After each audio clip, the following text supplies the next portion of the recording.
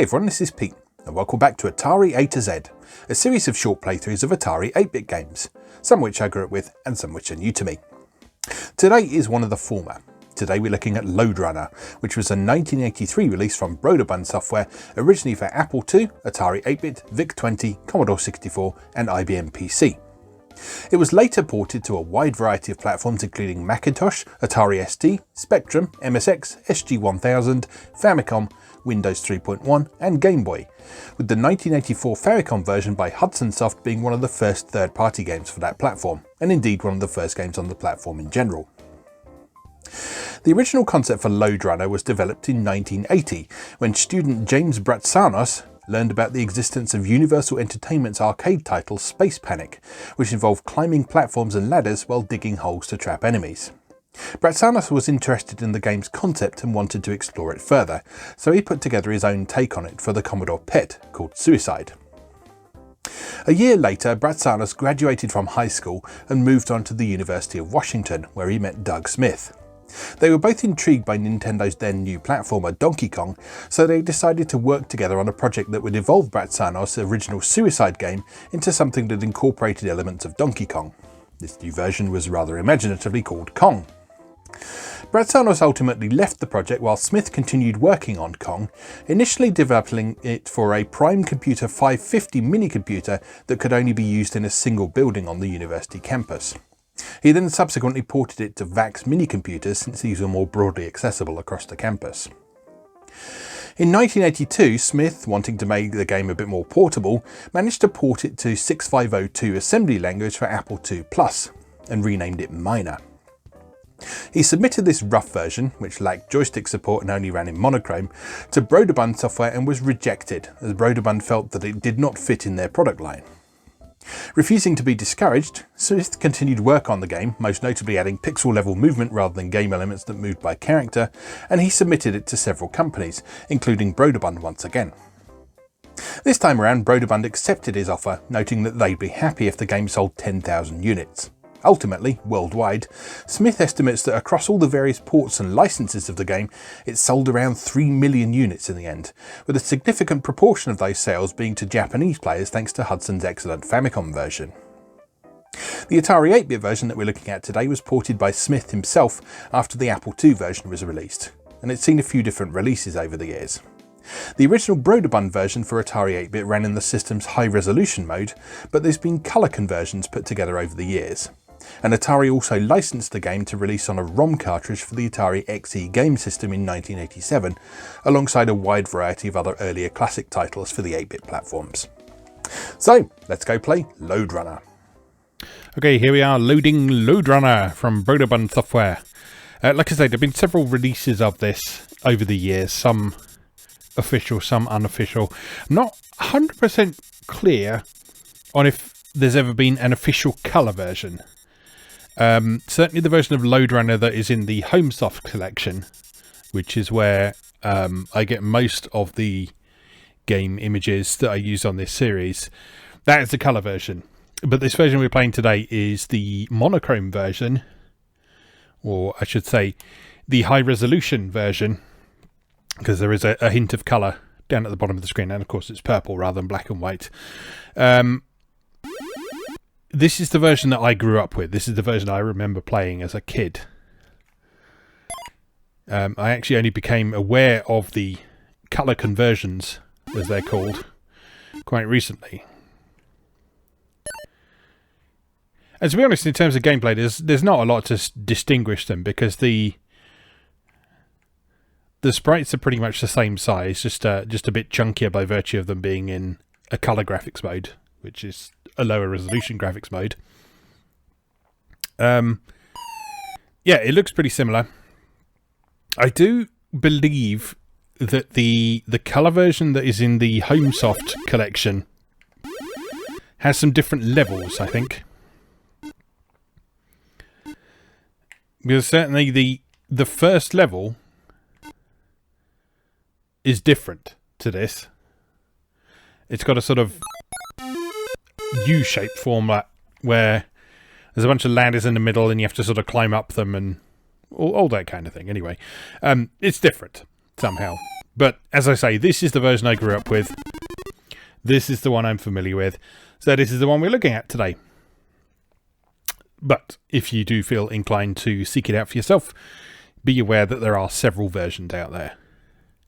And given that this game actually shipped with a level editor, which is something I didn't mention in the intro, I suspect there's probably a bunch of unofficial versions around the place that were distributed with custom levels rather than the original levels. Because that certainly happened with a bunch of different games. If you do a search for Boulder Dash on any Atari gaming sites, for example, you will inevitably come across loads of different versions of Boulder Dash. In that case, they usually have different names. They usually call things like Bandit Boulder Dash and that sort of thing. In the case of Boulder Dash's construction set was released separately from the game rather than included as part of it, like it is here in Lode Runner. But yeah, that's still a thing that happens. If you search through archives of Atari software, you will find myriad versions of Boulder Dash to enjoy. But anyway, this is Lode Runner. Your job in this game is to retrieve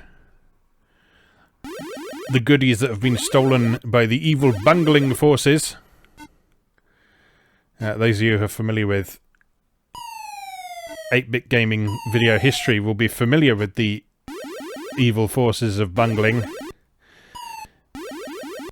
because they were the villains in a whole bunch of different games.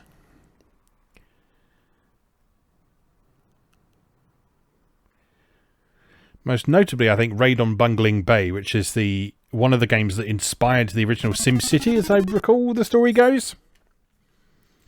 The sort of top-down map and the tile-based presentation of that game is one of the things that inspired Will Wright to create SimCity in the first place. I believe that's how the story goes, without sort of looking it up while I'm talking about it. I can't say that for certain, but I remember something along those lines, certainly.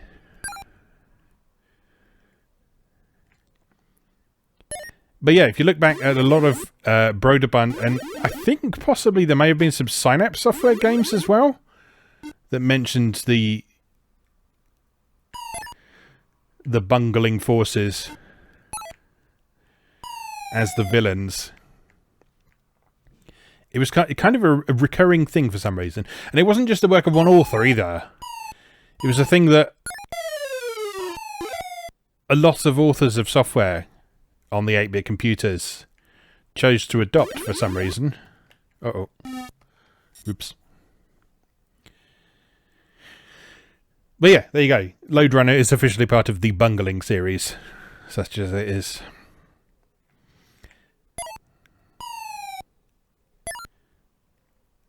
But anyway, so it's one of those games where the actual concept doesn't really matter too much.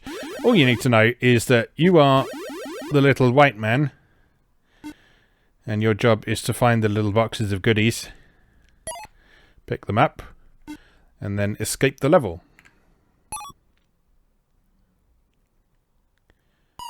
And all the time you're doing that, you are being pursued by the horrible evil bungling people.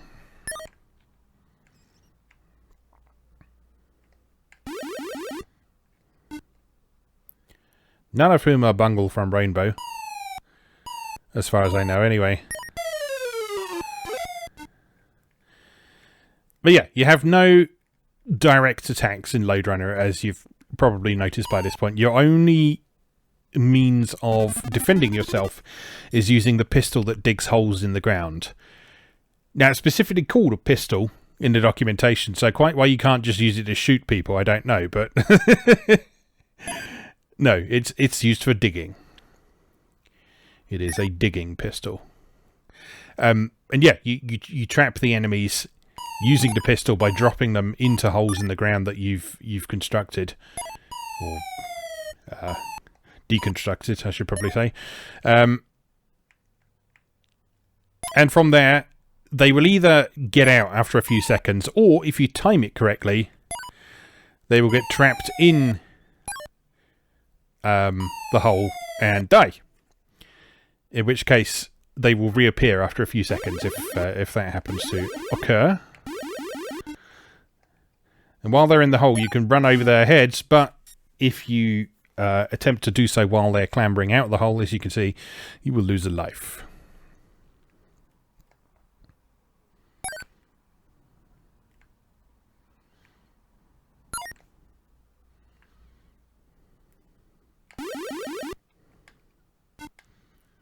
So I've always found this game oddly impressive for a number of reasons. Firstly, I think the animation is really nice. I mean, it's very simple, but it's nice. It moves quite smoothly, and in fact, as we said in the intro, one of the main reasons that this was developed in the first place out of the original Suicide, Kong and Miner projects was to develop something where characters moved by pixel rather than by character. Because Broderbund's initial reaction to the projects was that they didn't want something that moved by character because they didn't think it was high enough quality for them. They thought it looked sloppy and amateurish because moving by character was often associated with sort of programs that had been written in BASIC and that were very simplistic. And a company like Broderbund, who were fairly prestigious at the time. Oh dear, that's not good, is it? They were fairly prestigious at the time this came out. They released some really good software, not just in gaming either. They did some really good productivity software along the way as well. So yeah, they had a certain reputation for quality to uphold. And it seems they took that pretty seriously from the sound of things. Oh no!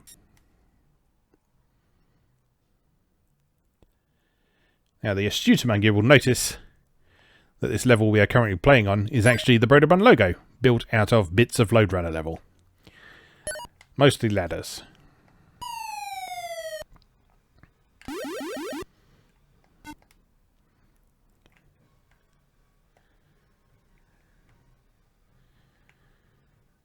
Now, the other stuff that I've always found interesting about this game is the AI is really good. Uh-oh. Oh dear.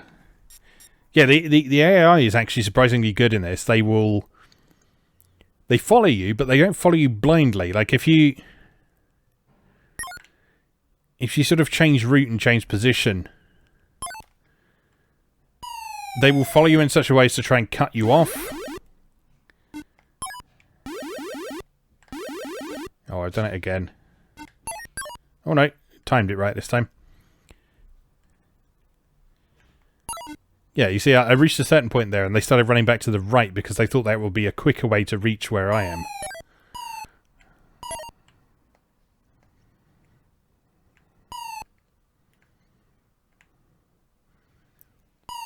Meanwhile, I can sneak across the top here, dig a hole there, and drop down.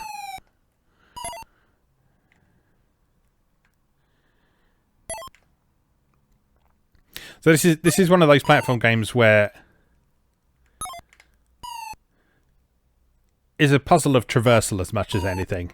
A bit like we talked about with Karmic Caverns last time around, which is it's quite interesting to contrast those two games because they have some similar ideas along the way,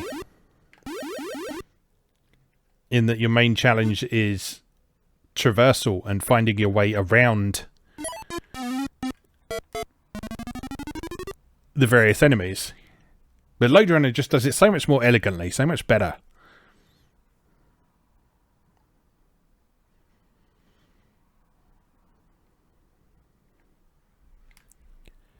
And a significant part of that is down to pacing, of course.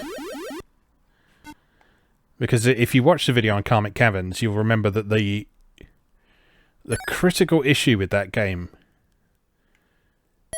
is the pacing. In fact, we spent so long on that one level that I actually had no idea that there are additional levels to that game.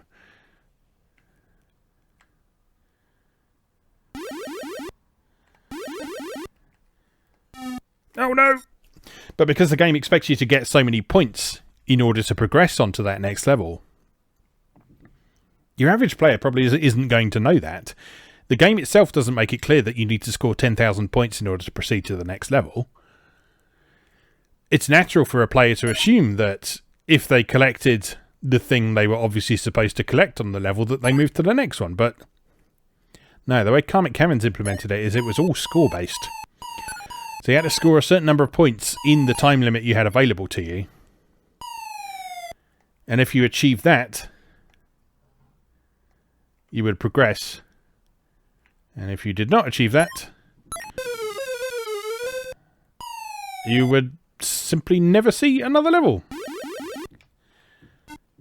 So thank you to those in the comments who were familiar with that game and knew that you did indeed have to score 10,000 points in order to progress. But just the format of this is so much better. It's clear, it's obvious. You pick up all the things, the ladder appears, you climb the ladder, you go on to the next level. Easy. Well, I say that. Then you have levels like this. Which is usually... This level is usually my downfall. Anytime I attempt to play Lode Runner, as I recall. Because it requires a lot more in the way of strategy.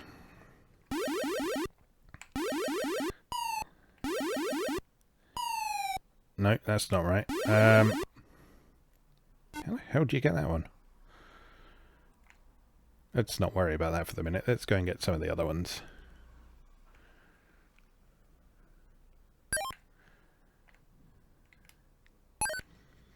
Yeah, so you have to be careful with the holes that you dig, because you can trap yourself in them just as easily as you can trap the enemies in them. So, I say, demonstrating that exact process. So I'm now dead because I'm stuck in that wall because I didn't follow my own advice immediately after saying it. But yeah, you get the idea. You have to be fairly strategic with where you dig, because if you need to dig more than one layer at a time, you need to make sure that you've actually got space to move and dig out that next chunk, because otherwise you'll get stuck.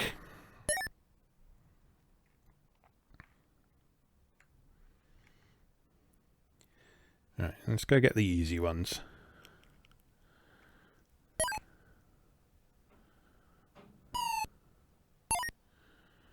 Okay, so I reckon we want to do... No, that is not what we want to do. Now I've got to wait for those to fill in. But the enemies are all stuck in place for some reason. So we'll just hang out here and try again. So dig that one. Dig that one. Dig that one. And dig that one. Dig that one. And then dig that one. And there we go. Now we've got those two. And we are safe. Okay, a few awkward ones still to get though. I guess for that one at the bottom, you're going to have to dig all the way down, aren't you? Let's take care of some theoretically easier ones first. So again, 3 wide here.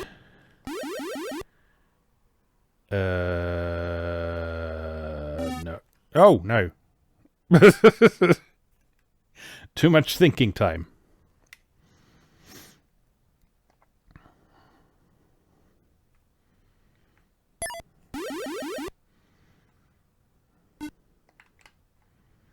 How do you get that one and still get out then? Oh, my head.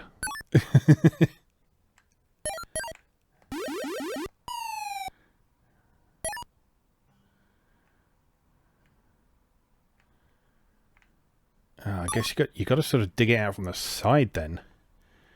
That is awkward, especially when you're being chased. But let's see what we can do. Right, this one we figured out. So let's get these ones.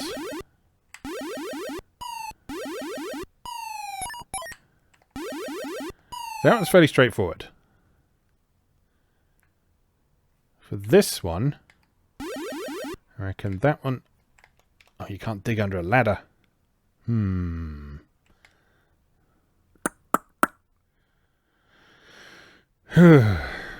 Well then. Well then. Alright. No, that's not what I meant to do. I'm going to go and get this one.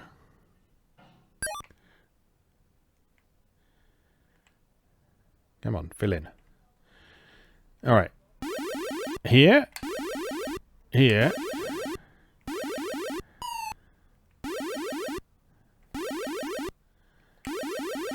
No, that's obviously not right, is it? Okay.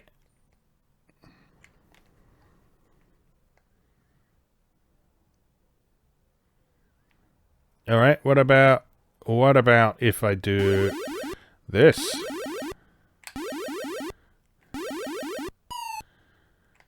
And then... No, that's still not right. Oh, dear me.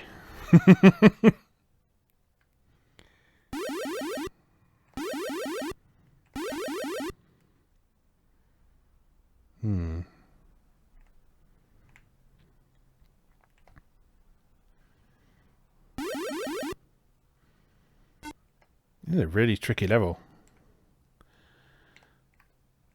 Right, okay. So, dig. Dig. Dig. Dig.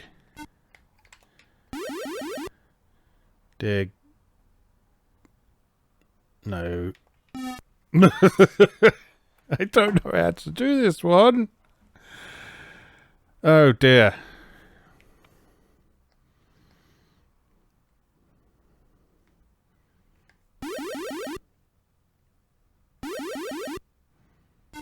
Right, get out of here.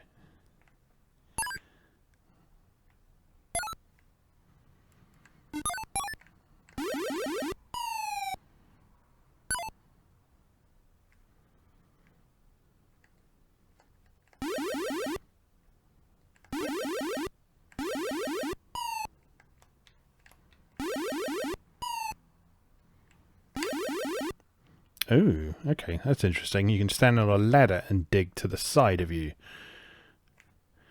Probably worth knowing.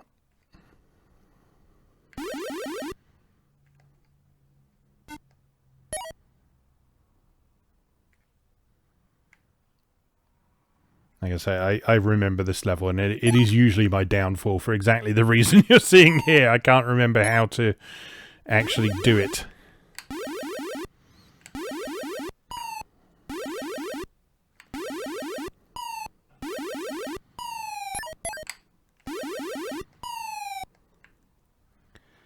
So I mean, the theory makes sense to me. The sort of digging a number of tiles out to match the number of layers you want to reach, but... Oh, hello. I think we got it? Yes, there we go. I am smart. Kind of. Veteran Lode Runner players will be shaking their heads at me right now. I'm well aware of it. Oh! What? What is this? What is this fake floor trap nonsense? Give me that. Thank you. That's interesting. Okay, so this nonsense here. Let's try going from here.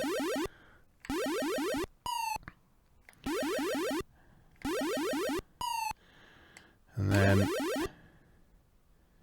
No, that's not right, is it? There must be a solution! If only I could just go and get one of the enemies to grab that. That would make things much easier. Uh-oh.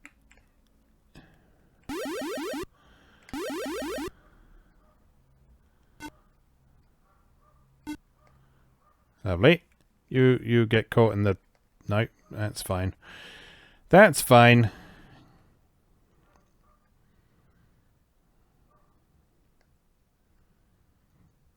Now, why don't you just come over here and just follow me down? No, don't you go down there. Don't stop being clever.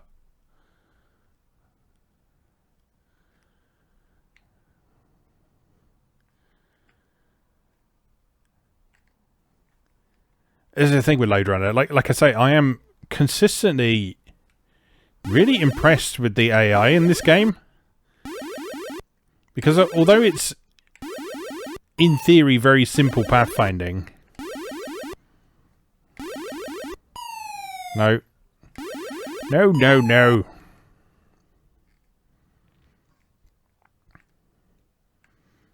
Yeah, although in theory it's very simple pathfinding.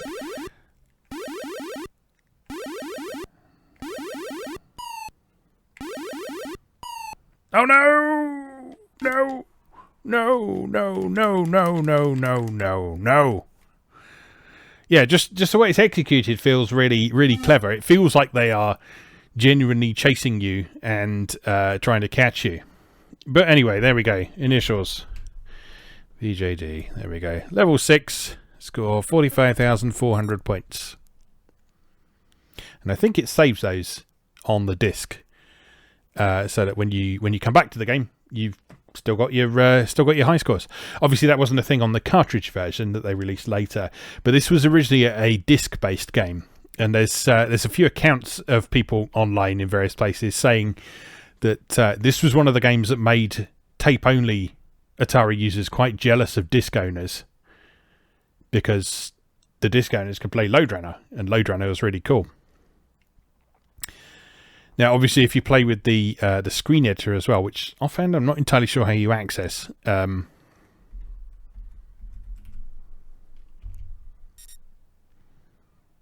pressed S, and that did something.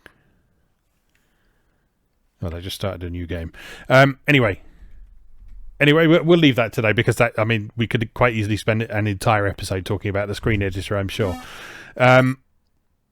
But yeah, the fact that this had, I think, 150 levels that shipped with it, and then a screen editor on top of that as well. Potentially limitless fun to be had there. I mean, obviously it's all the same Lode Runner format with a relatively limited set of obstacles and things to deal with. But as you saw over the course of just those 6 levels we made it through, there's a surprising amount of flexibility with relatively minimal sort of mechanical elements, as it were.